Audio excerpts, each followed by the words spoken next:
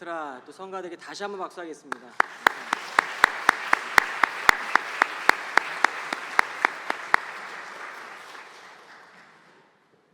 네, 오늘 말씀을 전해주신 김태한 목사님은 우리 캠브리지 한인교회를 37년간 섬겨주신 우리 귀한 목사님이십니다. 특별히 지금은 필라델피아에 살고 계신데 오늘 창립 기념주일을 맞이해서 우리에게 귀한 말씀 전해주시게 오셨습니다. 여러분 감사의 마음 우리 담아서 나오실 때 우리 박수하시겠습니다.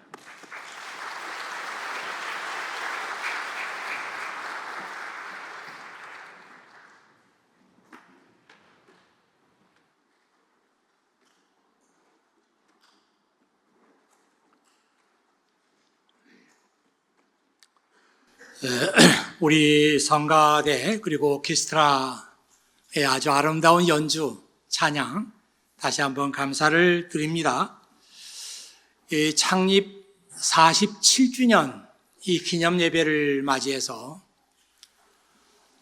여러분과 함께 하나님 말씀을 나누게 된 것이 너무나 감사하고요. 또 개인적으로도 정말 기쁘고 영광스러운 그런 자리입니다. 여러분 다 그렇게 생각하실 거예요. 이 창립 기념 예배라고 하면 뭔가 평소와는 다른 교회에 대한 특별한 마음을 가지고 우리가 예배를 드려야 되는 그런 때이구나 하는 것을 여러분 다 생각하실 거예요. 그런데 불행하게도 지금은 교회가 위기를 맞고 있는 그런 때입니다.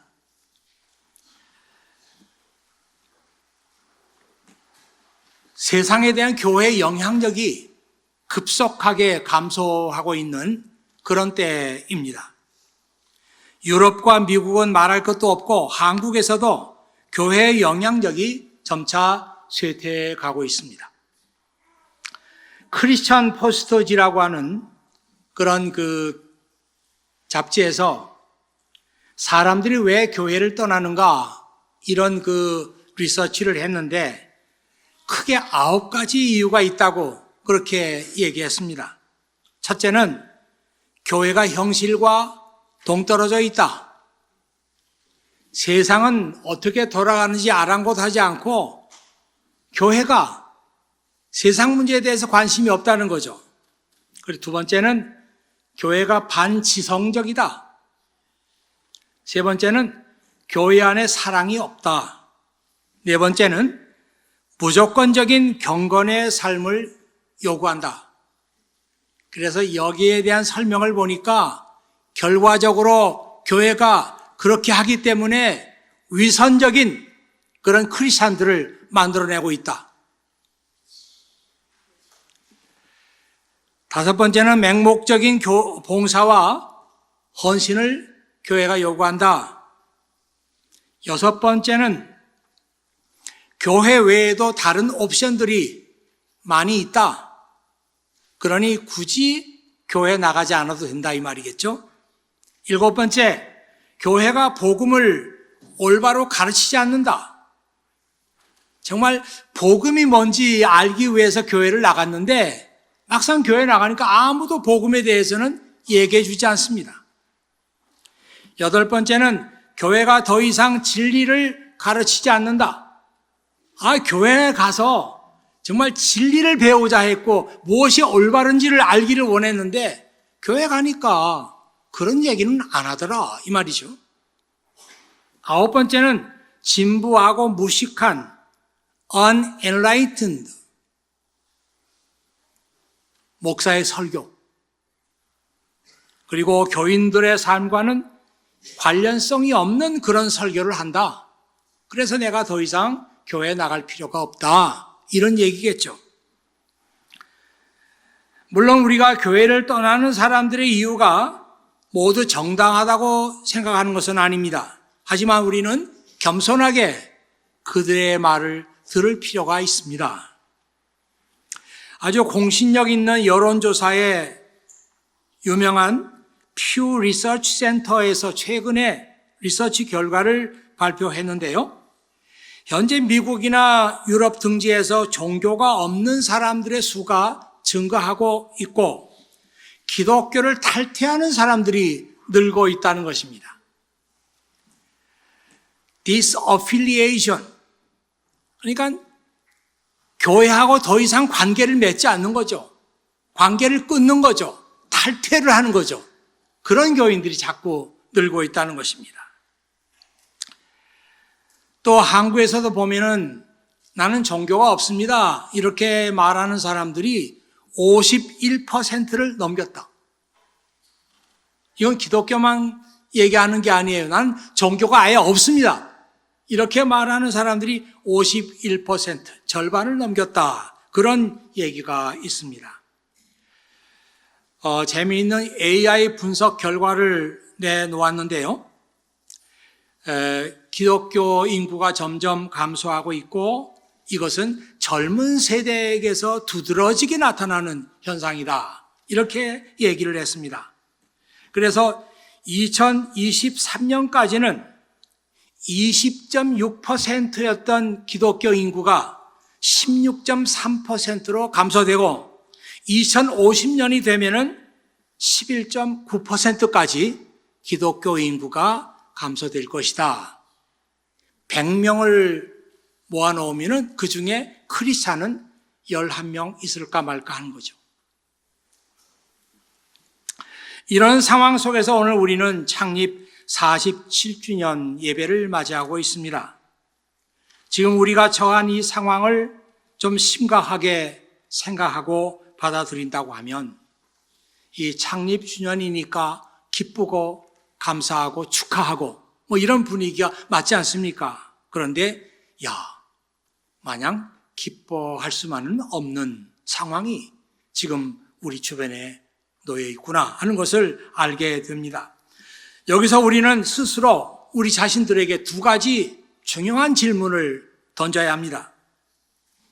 그리고 이 질문에 대답하기 위해서 우리가 함께 지혜를 모으고 또 그러면서 우리가 고민하는 그런 시간을 가져야 되겠다 이런 생각을 합니다. 오늘 저의 설교는 이 두 가지 질문에 관한 말씀이에요. 첫 번째 질문은 이 시대에 우리가 크리스찬으로 산다는 것은 무엇을 의미하는가? 여러분 스스로에게 이런 질문을 던져본 적이 있습니까? 내가 이 시대에 태어나서 크리스찬으로 살아간다는 것, 이건 도대체 무슨 의미가 있는가? 여기에 대해서 여러분 생각해 보신 적이 있습니까? 교회를 말하는 그 그리스어 단어가 있는데요. 에클레시아라고 하는 말입니다. 그 에크라고 하는 말은 어디서부터, 세상에서부터 이런 의미고요. 레이시아라고 하는 뒤에 붙은 말은 불러냄을 받았다 이런 뜻입니다. 그게 세상으로부터 불러냄을 받았다. 그것이 교회예요. 교회는 세상으로부터 하나님께서 특별한 목적을 가지고 불러낸 사람들을 말합니다. 그러면 우리는 어떤 의미에서 특별한 사람들인가 이런 생각을 하게 될 거예요. 저는 오늘 골로새서 말씀을 읽으면서 그런 생각을 했습니다. 우리가 특별히 하나님 앞에 부르심을 받은 이유는 우리는 예수 그리스도를 나의 희망이라고, 예수 그리스도가 나의 모든 희망이 되신다고 그렇게 믿고 고백하는 사람들이기 때문에 우리는 특별한 사람들이다. 그런 생각을 하게 되었습니다. 여러분, 바울이 선교 활동을 하던 때는 대략 서기 46년에서 57년 사이예요. 그러니까 근 10년 동안 선교 활동을 했습니다. 이때 교회를 가장 위협했던 세력이 있는데 그 세력을 우리는 영지주의라고 합니다. 영지주의는 영과 지식을 최고의 덕목으로 삼는 그리스 철학 사상입니다.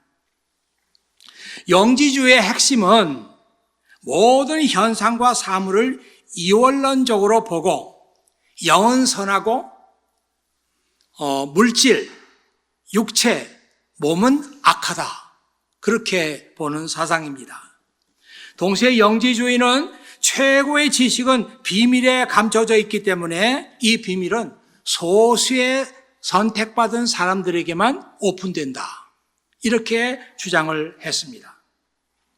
바울은 영지주의 문화권 속에 살고 있는 골로새 교회 교인들에게 영지주의에 대해서 조심해야 한다고, 만일 여러분들이 그 사람들의 그 주장에 귀를 기울이게 되면 여러분은 결국은 교회를 떠나게 되고 여러분은 복음을 떠나게 될 것이라고 그렇게 경고하고 있습니다. 바울은 영지주의를 헛된 속임수, 초등학문, 헛된 말, 거짓된 지식이라고 경고했습니다. 바울이 이렇게 영지주의를 배격한 이유는 간단해요. 영지주의에 빠지게 되면 결국은 복음에서 떠나게 되기 때문이죠. 하나님의 아들이시지만 인간의 몸으로 태어나신 예수님께서 친히 십자가 위에서 우리를 위해서 죽으셨어요. 이것이 우리가 믿는 복음의 핵심입니다. 그리고 구원은 비밀을 깨달은 특수한 사람들에게만 주어지는 것이 아니라 예수 그리스도를 믿는 모든 사람들에게 주어지는 하나님의 은혜의 선물이에요. 이것이 우리가 믿는 복음입니다. 예, 은퇴하고 이제 필라델피아에서 살고 있는데요. 제가 목사로서 교회를 섬기는 때보다는 훨씬 더 시간이 많이 남죠. 그래서 그 시간에 제가 음악을 많이 듣는 편입니다. 꼭 장르를 정해놓고 듣진 않는데 그래도 클래식 쪽을 많이 듣게 되더라고요. 여러분 다 아시겠지만 요한 세베스찬 바흐가 쓴 그 칸타타 작품 번호 147번, 그 제목이 뭔가 하면은 With heart, mouth, action and life예요.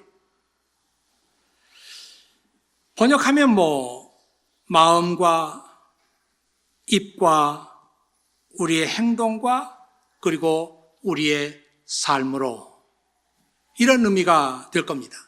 근데 이 칸타타 마지막 부분에 합창이 나오는데 그 합창 제목이 예수 인간의 갈망의 기쁨이에요.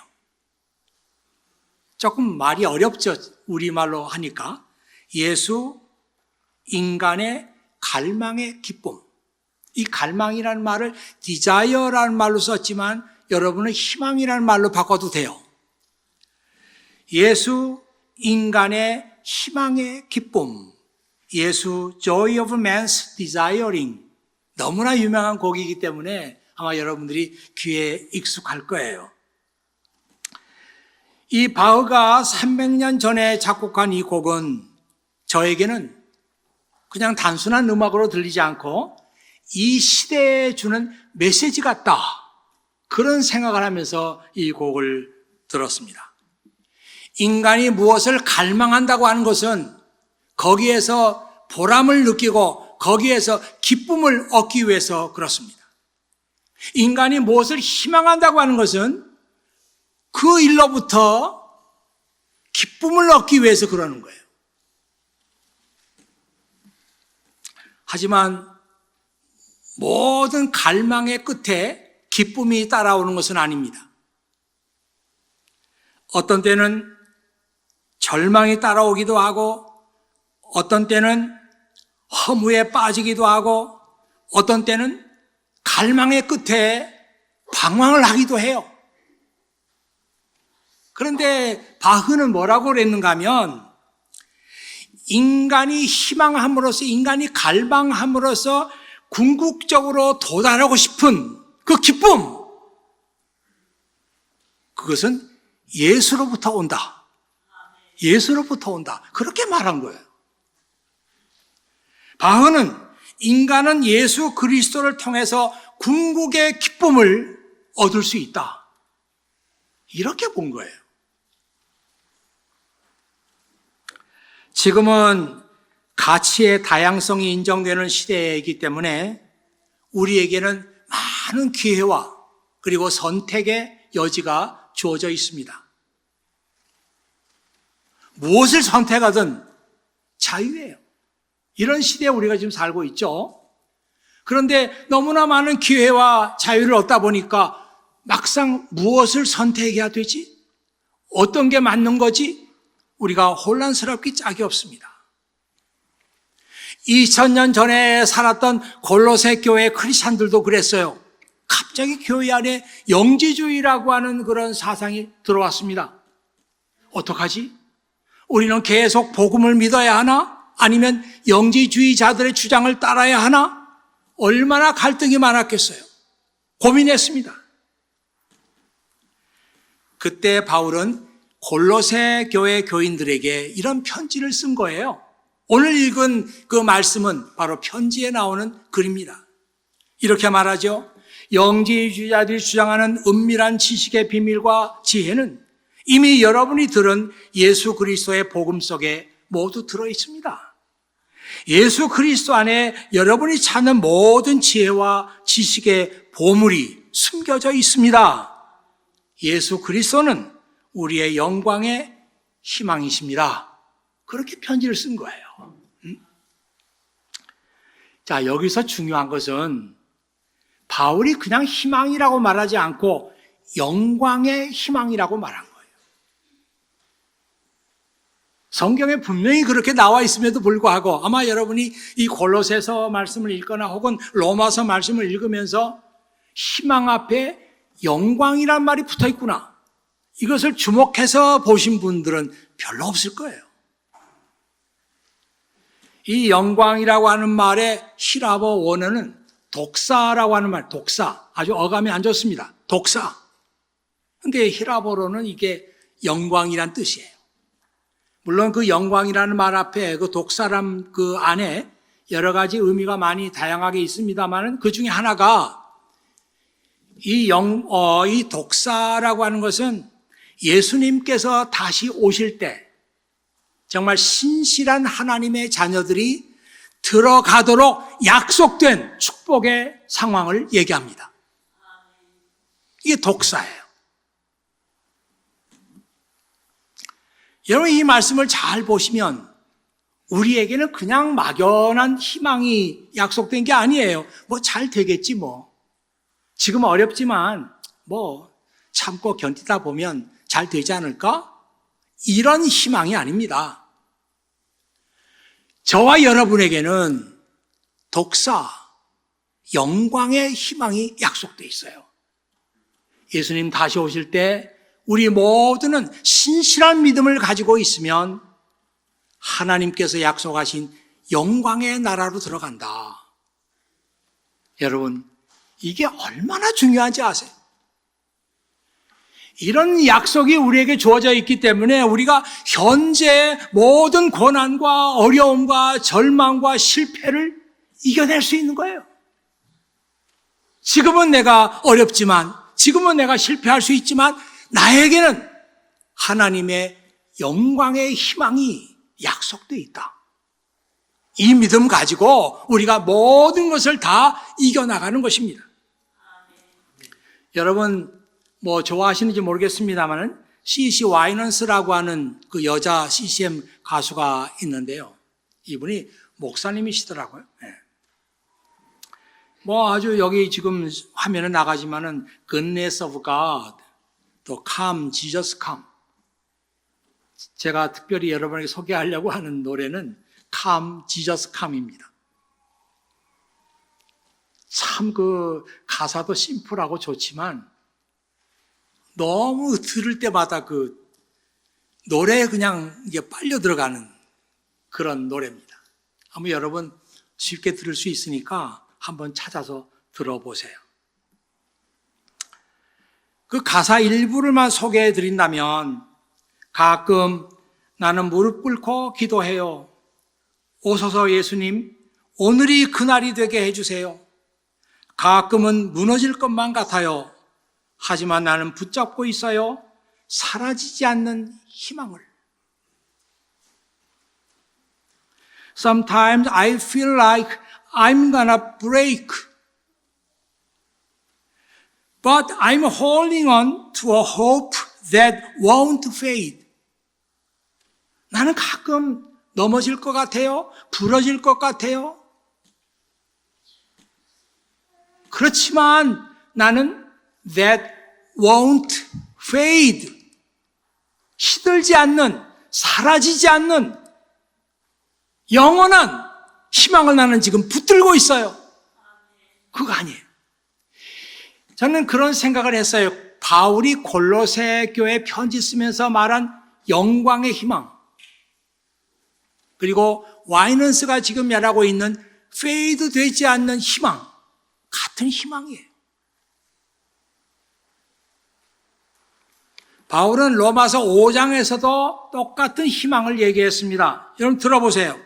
우리는 환난을 당하더라도 즐거워합니다. 그것은 환난이 인내를 낳고 또 인내는 연단된 인품을 낳고 연단된 인품은 희망을 낳는 것을 알기 때문입니다. 여러분 이 말씀을 읽으면서 야, 바울이 정말 멋진 말을 했구나. 여러분 이 말씀 얼마나 좋아요. 환난을 당해도 즐거워하고 환난은 인내를 낳고 인내는 연단된 인품을 낳고 연단된 인품은 희망을 낳는다. 아, 멋지다 말씀. 그렇지만 지금 여기서 바울이 말하고 있는 그 희망이라는 게 도대체 뭐냐 하는 것을 말씀에서 눈여겨 보신 분들은 없을 거예요. 그는 로마서 2장에서 분명히 얘기했습니다. 내가 말하는 희망은 하나님의 영광의 희망이다. 똑같아요. 하나님의 영광의 희망. 그러므로 여러분들이 지금부터 희망이라는 말을 쓸 때는 다 하나님의 영광의 희망입니다. 우리가 신실한 믿음을 가지고 이 세상을 살아갈 때 우리가 힘든 일도 경험하고 어려운 일도 경험하지만 그러나 우리에게는 하나님의 영광에 들어간다고 하는 희망이 약속되어 있다. 개런티되어 있다. 이 희망을 가지고 우리는 사는 거예요. 그러므로 이 시대에 우리가 크리스찬으로 산다는 것은 무엇을 의미합니까? 우리는 이 세상에 나아가서 또는 나와 만나는 사람마다 나와의 관계된 사람마다 나는 예수 그리스도를 믿는 영광의 희망을 붙들고 삽니다 하는 것을 여러분들은 보여줘야 되는 거예요. 증거해야 되는 거예요. 이것이 여러분들이 이 시대에 크리스찬으로 살아가는 이유입니다. 이 골로새서 말씀을 잘 이렇게 보니까 여기에 몇 가지 단어들이 계속 나와요. 이 희망에 대해서 사람들에게 말하고 프로클레이밍, 이게 뭐 설교한다는 뜻도 있고 선포한다는 뜻도 있고 말한다는 뜻도 있고, 그리고 사람들을 만나가지고 이 희망에 대해서 주의를 주고 잘못된 길을 가고 있는 사람들, 희망이 없는 사람들, 그런 사람들에게 어드마니싱, 훈계를 하고, 그리고 그런 사람들에 대해서 희망에 대해서 가르치고 티칭, 그런 사람들에게 희망의 삶이 어떤 것이냐 하는 것을 보여주고 프리젠팅, 그리고 이 영광의 희망의 삶에 대해서 다른 사람들과 같이 그것을 나누는 것입니다. 쉐어링. 이게 저와 여러분이 이 시대를 크리스찬으로 살아간다고 하는 의미예요.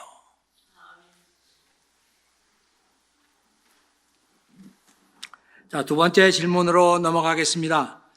우리 교회의 시대적인 사명은 무엇이며 그것을 우리는 어떻게 감당해야 하는가? 오늘 골로새서 1장 24절 말씀 보니까 이런 말씀이 나와요. 나는 여러분을 위해 받는 고난을 기뻐합니다. 자신의 몸인 교회를 위해서 그리스도께서 겪으셔야 할 고난의 남은 부분을 내가 겪을 수 있으니 그것을 기쁨으로 견뎌냅니다. 참 중요한 말씀인데 좀 말씀을 이해하기가 어려운 부분이 있어요. 이 말씀이 New Living Translation 그 성경에 보면은 이렇게 나와 있습니다. 한번 여러분 곰곰이 좀 봐보세요. I am glad when I suffer for you in my body. 내 몸에 여러분들을 위해서 내가 고난을 받을 때 나는 기뻐합니다. For I am participating in the sufferings of Christ. 왜냐하면 그렇게 함으로써 내가 예수 그리스도의 고난에 participating, 참여하고 있기 때문입니다. 그런데 그 뒤에 나오죠. That continue for his body, the church. 예수님의 고난이라는 건 뭐냐? 그의 몸인 교회를 위해서 계속되고 있는 예수님의 고난이에요.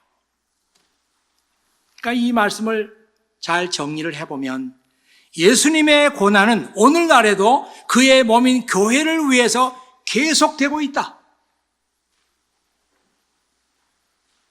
참 중요한 말입니다.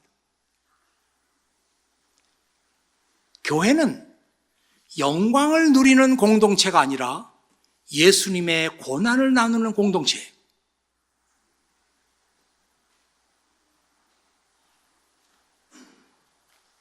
교회가 고난받는 사람들과 함께 한다는 것은 곧 예수님의 고난에 참여하는 것입니다. 우리 교회가 이렇게 모여서 예배드리면서 함께 이 말씀을 들어야 하고 개인 여러분들이 이 말씀을 들어야 합니다.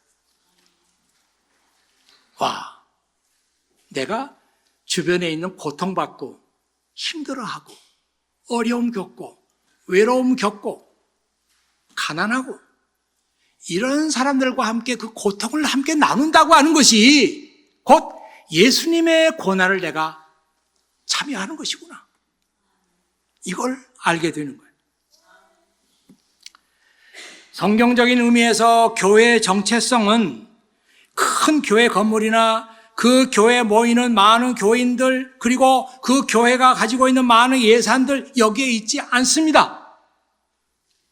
그런데도 많은 목사님들이 여기에 있다고 주장하는 사람들이 있어요.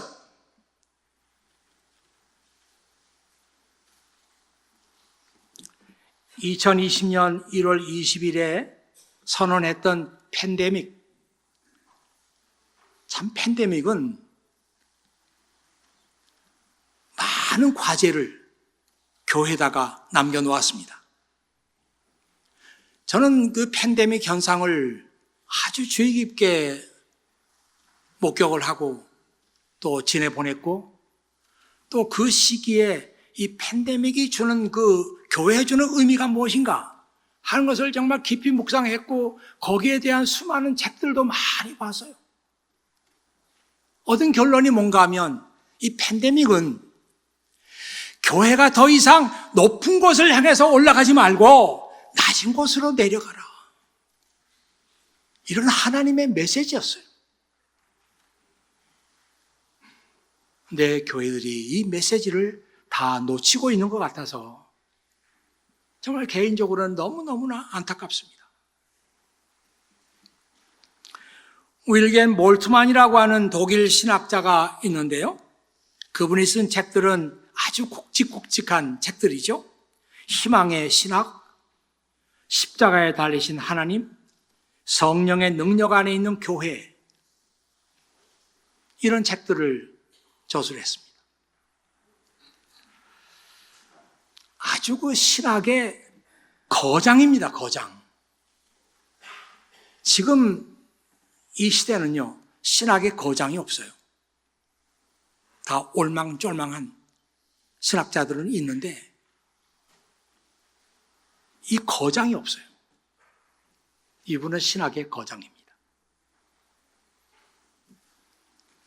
그분이 그 2000년도에 쓴 신학의 체험이라고 하는 그 책에서 이런 말을 했어요. 한번 들어보세요. 교회는 신자들로 이루어진 공동체이며 부활하신 그리스도의 말씀을 따르는 사람들의 모임입니다. 세상에는 가난하고 고통받는 사람들이 있습니다.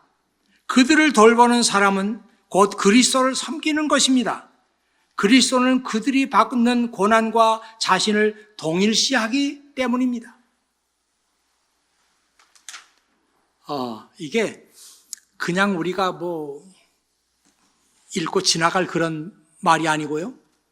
이 몰트만의 신학의 정수예요. 그분의 모든 신학이 다 녹아 있어요, 이 말에. 한번 우리가 귀담아 들을 필요가 있습니다. 교회가 고통받고 어려움 당하고 외로워하고 절망 속에 있는 사람들과 함께 하는 것이 곧 그리스도와 함께 하는 것이다. 왜냐하면 예수님은 그런 사람들과 자기를 똑같은 것으로 여기고 있기 때문이다.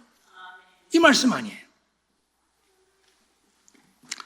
몰트만은 교회는 고난받는 공동체가 되라는 하나님의 부름을 받고 있다고 생각했어요. 그리고 교회는 고난받는 사람들과 함께하고 그들을 돕고 섬김으로써 그리스도의 고난에 참여할 수 있다고 했습니다. 참 생각해 보면은 오늘날처럼 교회 안에서 섬김이라는 말을 많이 사용한 적이 없었습니다. 이거 없던 말이에요, 교회에서. 좀 연세가 60이 넘었을까요? 뭐 한 60, 70 넘었을까요? 이런 분들은 교회 안에서 섬김이란 말을 들어보지 않고 자랐어요. 몰랐어요. 근데 그 이후에 섬김 뭐 이런 얘기들이 나와서 이제는 교회 안에서 섬김이라는 말이 아주 흔하게 들을 수 있는 말이 됐습니다.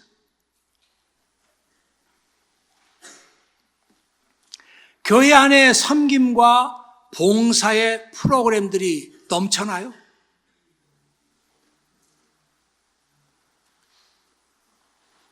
그런데 왜 우리가 이 섬김의 프로그램에 참여해야 하지?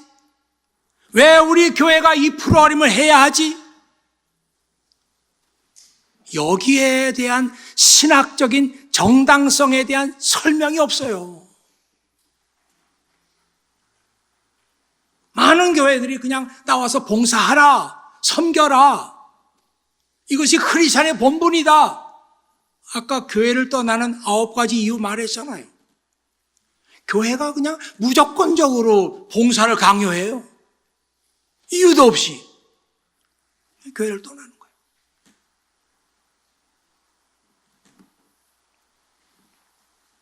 여러분 잘 아는 테레사 수녀가 1910년에 출생을 했는데요. 그때가 얼마나 옛날인지 오스만 제국 시절입니다. 오스만 제국의 그 코소보라고 하는 그 마을에서 태어났어요, 그분이. 지금은 그 코소보가 북마케도니아에 속해 있는 땅입니다. 1929년에 소속 수도회의 결정에 따라서 인도로 건너갔습니다. 그 캘커타에서, 지금은 이제 캘커타라고 안 하고 콜카타라고 이름 바꿨어요. 콜카타에 가서 빈민들을 이렇게 보는데, 너는 가난하고 병든 사람들 가운데서 일하라, 이런 하나님의 내적인 음성을 들었어요. 하나님이 나를 저들 가운데 들어가라고 하시는구나. 이런 소명을 받고 그는 그때부터 죽을 때까지 무려 68년 동안 빈자와 약자의 어머니로 살았습니다. 인종과 국경을 넘어서 그것도 자기와 아무 관계없는 사람들을 찾아가서 그들을 섬기며 평생을 바쳤습니다. 감동이에요. 그래서 자기 삶에 대해서 좀 통찰을 하는 사람들, 야, 난 무엇을 위해 살아야 할까? 나는 어떻게 살아야 되지? 이런 고민을 하는 사람들에게 이 테레사 수녀의 삶은 많은 영감 또는 많은 힌트를 주죠. 아, 이렇게 사는 사람도 있구나.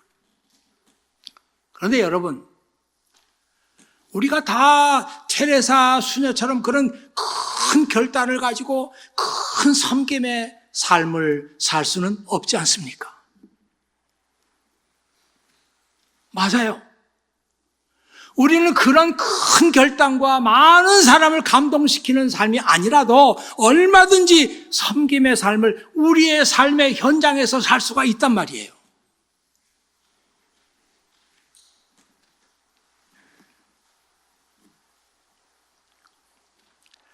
외로운 친구에게 먼저 다가가서 대화의 상대가 되어주는 일.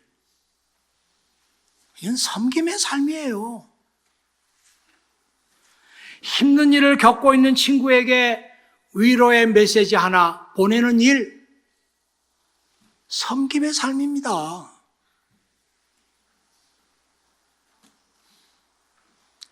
기뻐하는 사람들과 함께 기뻐하고 슬퍼하는 사람들과 함께 슬퍼하는 것, 섬김의 삶이에요.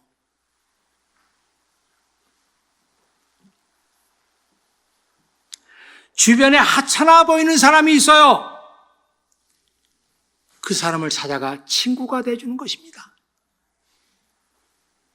대단한 것 같지 않죠? 섬김의 삶이에요. 사람들에게 친절을 베풀고 사람들을 사랑과 용서로 대하고 온유함으로 대하는 일, 섬김의 삶이에요.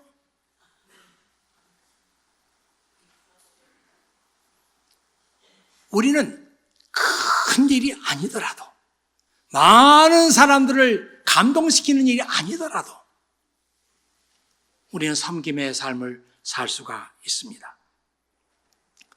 크고 대단한 일을 생각하지 마시고 내 주변에 있는 작은 일에서 섬김의 삶을 발견하는 거예요.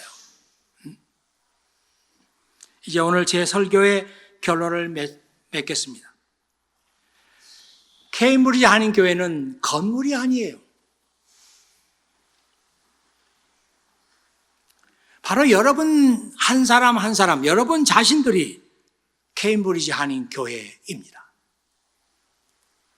여러분들에 의해서 케임브리지 한인교회 정체성이 만들어지는 거예요.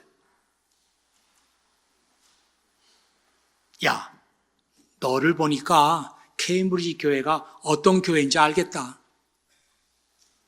그겁니다. 너를 보니까 그 케임브리지 한인교회 어떤 교회인지 뭐 설명 듣지 않아도 다 알겠네. 그거예요. 저는 우리 교회가 이런 교회가 되었으면 좋겠습니다.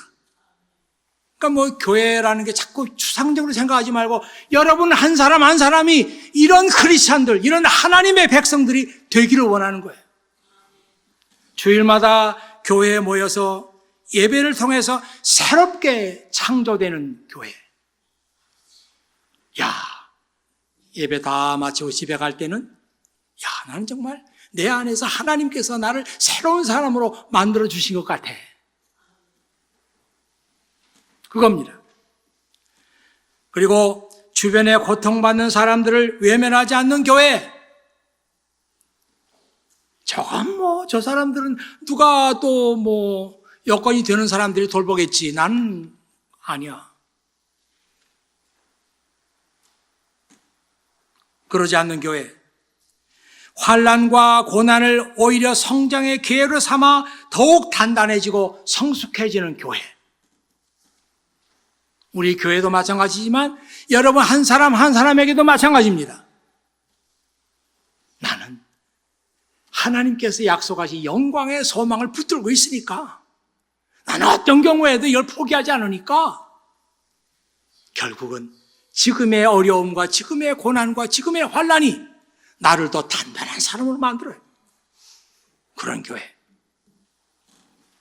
그리고 세상 속으로 들어가서 각자의 위치에서 조용히 섬김의 삶을 통하여 그리스도의 고난에 참여하는 교회. 여기서 뭐 예배 드리고 나면 이걸로 끝난 게 아니고 이제부터 나의 섬김의 삶이 시작된다. 내 삶의 현장에서. 그런 교회가 되기를 원합니다. 이런 교회가 되기 위해서는 아까 처음에 제가 드렸던 질문 두 가지. 우리가 이 시대에 크리스찬으로 산다는 것은 무엇을 의미하는가? 질문을 끊임없이 나에게 던져야 돼요. 두 번째 질문, 우리 교회의 시대적인 사명은 무엇이며 우리는 어떻게 해서 이 사명을 감당할 것인가? 끊임없이 우리 자신들에게 던져야 돼요. 저는 우리 47년을 맞이하는 우리 케임브리지 한인교회가 계속해서 이 질문을 하고 답을 얻기 위해서 지혜를 모으고 고민하고, 이래서 하나님께서 기뻐하시는 교회로 남기를 주의 이름으로 축원합니다. 기도하겠습니다. 아버지 하나님 감사합니다. 오늘 아버지 하나님께서 부족한 종을 세우시고 이 자리에서 하나님 말씀 함께 나누게 하시니 진심으로 감사를 드립니다. 여기에 참석해 있는 우리 케임브리지 한인교회 교인들 한 사람 한 사람, 내가 바로 이 교회다, 이런 마음을 가지고 하나님 말씀을 들을 수 있는 은혜를 허락해 주시니 진심으로 감사를 드립니다. 앞으로 오고 오는 세대에서도 이 교회가 정말 이런 모습의 교회로 남아있도록 하나님 축복해 주시고 이 교회를 사용하여 주시옵소서. 우리 구주 예수 그리스도의 이름으로 기도하옵나이다. 아멘.